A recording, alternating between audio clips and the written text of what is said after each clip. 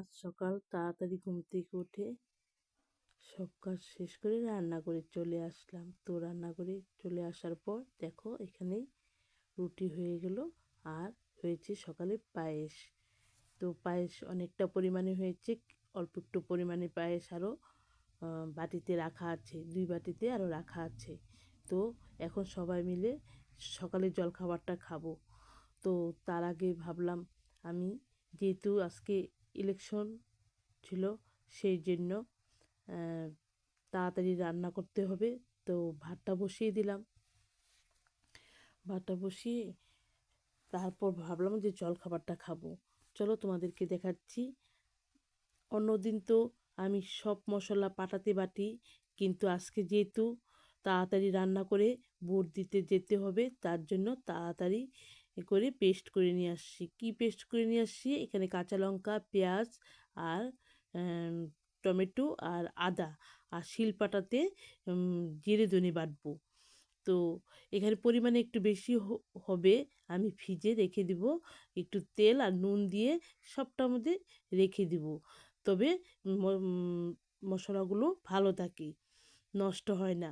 তারপর সকালে জলখাবারটা খেয়ে নিলাম। জলখাবারটা খাবো, আমার সাথে মাও বসছে।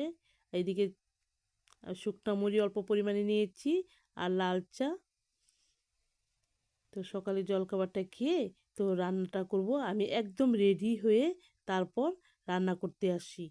তো রান্না করার পর রেডি হতে গেলে আরও সময় লেগে যাবে, তার জন্য তাড়াতাড়ি রান্না করে একদম চলে গিয়েছি ভোট দিতে।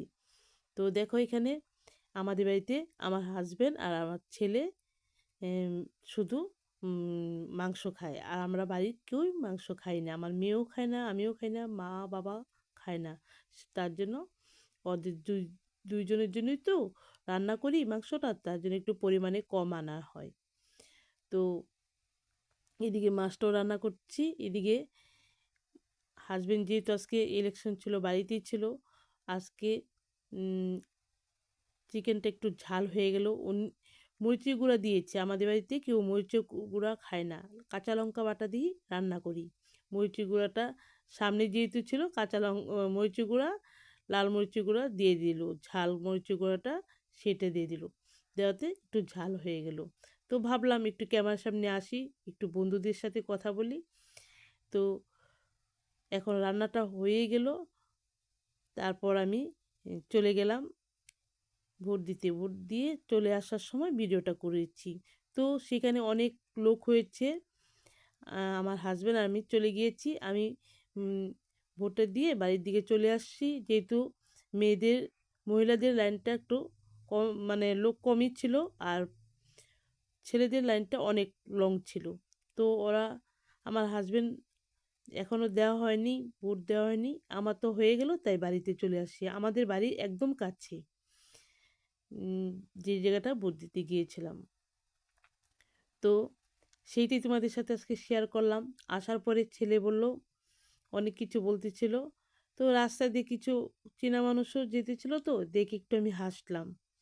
তো সবটাই তোমাদের সাথে শেয়ার করলাম। সকালতে যা করেছি একদম তাড়াতাড়ি, আজকে রুটিনটা একদম আলাদা। অন্যদিন যেরকম কাজ করি সবটাই আস্তে ধীরে শেয়ার করি, কিন্তু আজকে একদম তাড়াতাড়ি কাজ করেছি। আমার শুধু আজকে রুটিনটা আলাদা না, প্রত্যেকটা মানুষেরই রুটিন আজকে আলাদা। তাড়াতাড়ি কাজ সারতে হবে, তবে সে ভোট দিতে যাব।